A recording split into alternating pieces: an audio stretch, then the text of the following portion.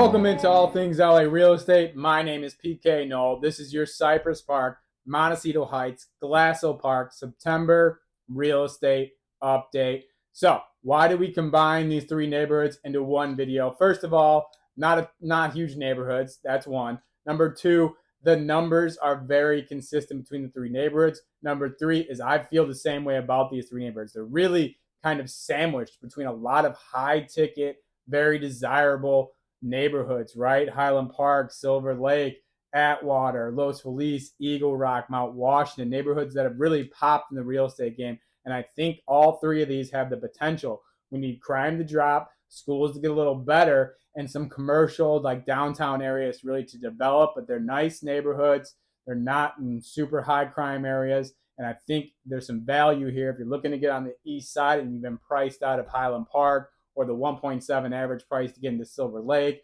or the $4 million price to get into La Cañada, or whatever that is. So these neighborhoods provide you some opportunities. We're going to break down the numbers. We're going to look at some year over year. We're going to look at some month over month. At the end of the video, we're going to do homes that have caught my eye, where I break down a few homes in the neighborhood. And there's actually some good news to report.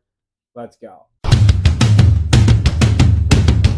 Cypress, Montecito, Glassell Park, we're checking it out. Currently, of the three neighborhoods combined, we have 22 homes available for sale. 8 of the 22 have seen price drops at 36%. Before you get all crazy about that, it's very consistent for the neighborhoods on the east side. You normally will not see price drops like this. It's usually a red flag, something wrong with the house, foundation, mispriced. But just with the real estate market, people can't finance. There's a lot of buyers who are out of the market because 7.5%, 8% interest rates are killing them. Jerome Powell did not raise interest rates when he just came out, but if you listen to his verbiage, if you listen to any economists who break down what he says, there's an anticipation that we might be with these high rates for maybe even another year, could be longer. So you get into a position where these homes that have been sitting for a while get impatient. They just want to move on with their life for whatever reason they've decided to sell, and they start to drop the price. Minimum to get into the neighborhoods right now is just under $700K at $699,900. Maximum most expensive home is $1.868 million. We're going to talk about that home at the end of the video, so stick around for that. Average home price right now is $1.249077. A little bit higher than normal, but it's because we have that $1.8 million home on the market and only 22 available. It's driving up the price a little bit. Days on market is 45. Typical market, 30 to 45 is the days on market. When you get up to 60, that's when we see more price drops. So it could be looming, but we'll keep our eye on that number. If we take a peek into September of 2022, we had 18 homes sell, 102% clip, meaning 2% over the list price. That's a number that I'm keying in on if I'm a homeowner and I'm interested to know if my house is appreciating.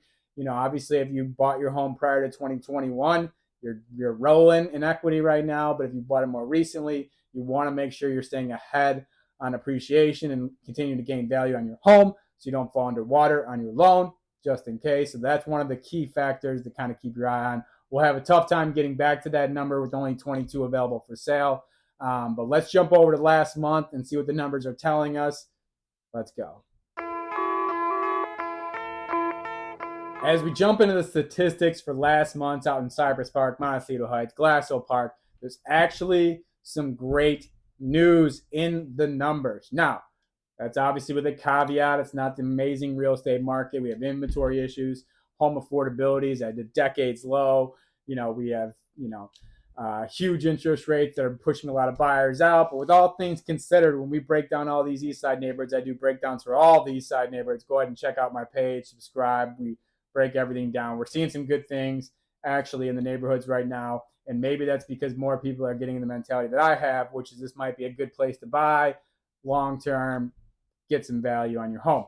19 homes sold last month at 107% clip, so 7% over the list price. That's one of the highest we've seen over the list price, which means people are coming in and making good offers for those available. So you're probably getting some good appreciation for most of the homes in these neighborhoods if you're a homeowner. On the low end, we had a home sell for $635K. That home sold for $36,000 over the list price. So it's listed for $599. They got exactly what they wanted, which was attract buyers that were looking below $600K. Got a couple of bids, sold for $635. maximum. We had a home sale for 1.640. Pretty solid for the neighborhoods out here. That's a high ticket price, all things considered. It sold for $75K over the list price. The average sale rate out there in the neighborhoods is 1.107, 796. So that's typically where we see it. Like I mentioned, the homes available a little high right now. We're usually closer to 1.1. Days on the market for those homes that sold was 27. We look at the year over year stuff. In August of 2022, we had 14 homes sell at 101% clip. So only 1% over the list price. So we did not have a hot August last year in these neighborhoods. And that's actually a 36% increase year over year. We went from 14 to 19 last month. That is the highest on the east side. That is absolutely incredible. Any positives on a year over year perspective is amazing. That's probably going to stall out a little bit here as we get into the winter months, if that's what you want to call them out here in Los Angeles. But let's go see if we can find some value in homes that have caught my eye.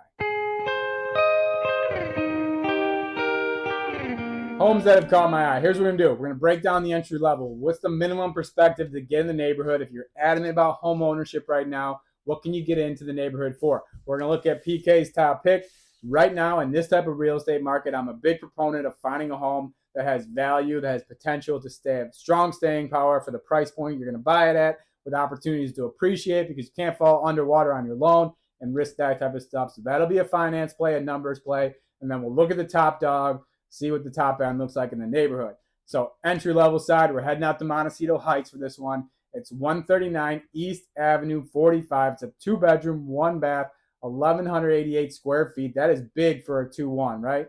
699,900, so just under 700K. They're probably hoping to get that same thing we saw last month, which is a home, maybe 35, 40K over the list price. So maybe anticipate 735-ish is kind of what they're hoping. But we have a major concern when it comes to this house. $589 per square foot. That's not it. I love it. Anything in the 4s and 5s per square footage is absolutely great. I'll live with anything in the 6s and 7s. Below 750K, you got to be in that range. So $589 I love. The lot size is actually pretty solid for a 2-bedroom, 1-bath with 4857 on the lot. So you get some good room here. The issue is there's no picks. So they haven't put it up. That could just be a bad agent. That could just be issues. We don't know what that is. So I'm going to take a look. I haven't had an opportunity to visit this property. I don't have any clients right now who are specifically looking in this price range for Montecito Heights, but it's definitely something to check out and kind of tread lightly until we get some clarity on that. And those pictures could be updated at any moment as well. So maybe I just caught it early and the agent hadn't put the pics up yet, but we'll see about that. Outside of that, if the pics kind of check out, I'm sure this house isn't, a new build or anything like that, of course, for 700K, but the numbers do kind of check out. Good lot size, good per square footage, good inside, 1188. So PK's top pick. We're going to Glassell Park for this one. 3810 Lovell Drive. It's a 5-bedroom, 4-bath, 2,200 square feet. It's listed for 1.39, so a little bit over the average prices we got out in the neighborhood right now, but there's some things that I do love about it. $631 per square foot. That's a great number, right? The 4 or 5 that I love is for homes below $1 million, below 750K. So at a 1.4 price point to be at a $631 per square foot, I love that. The lot's very similar to the entry level at 4850, but that's a solid lot size, right? The interior's okay. The exterior needs work. I'm good with that, right? I can live inside and work on the exterior. A lot of the exterior work can be done, self-inflicted essentially, which can save you some money. There's a nice little deck on this home. The big thing that's attractive to me is if you look at the other sales in the neighborhood, you look at the comps, we're looking at anywhere from 1.6 to 2.1 million on the sales for those. So that gives us a lot of breathing room for anywhere from 200 to 700K. Obviously, some of those homes, but a 5.4 220 is not a small home, right? And it's at 4850 for the lot. So I do like the place here. I do love Glassell Park. I do love the potential here. So it needs a little bit of work. So if you're willing to put in some extra money, get into a solid neighborhood. This is a solid play on the east side, and I trust me, I scour all of the neighborhoods on the east side. So definitely check it out if you're in the neighborhood. If you need some help looking at the house, reach out to me. I will tell you these PK's top picks are consistently going off the board very quick, so I'm not the only one looking for value out in the market. Let's finish things off with the top dog. It's 3851 Cazador Street. It's a 4-bedroom, 3-bath, 3,396 square feet, listed for $1.868 million, $550 per square foot. That is incredible, right? When you get up to these high ticket above 1.5, closer to 2, typically you're going to see that per square footage number at 1,000. This is at 550. The lot is humongous, 14,992. Views are incredible.